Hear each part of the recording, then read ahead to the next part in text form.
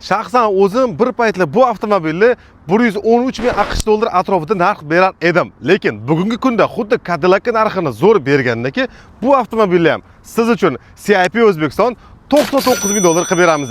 San bundan oldin ko'rsatgan 140 ming dollarlik 502 litrli Raptor R bizga shart emas degan mijozlarimiz uchun Ford F150 37 Performance. O'zini og'irligi 3 tonna atrofida, qo'shimchasiga buksurovka 5 tonna atrofida ham ovozlar bo'ladi. 3.5 twin turbo va образный 6 silindr bo'ladi. 450 ot kuchi, 510 Nm bo'ladi. 0 dan 100 gacha bor yo'g'i 5-6 sekund atrofida qo'zg'alib berishi mumkin.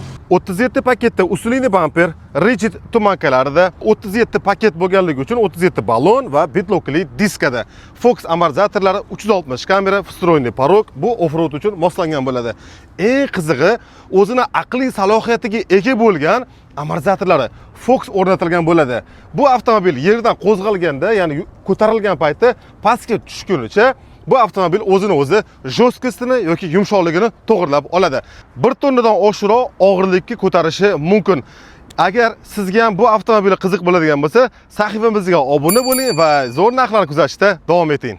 Tan olish kerakki, Recaro o'rindiqlari hamma pikapda ham kelavermaydi. Karbon detallar, lipistoklar, multirul, panorama tom va BNTO akustikalari premium opsiya uchun taqdim qilinadi.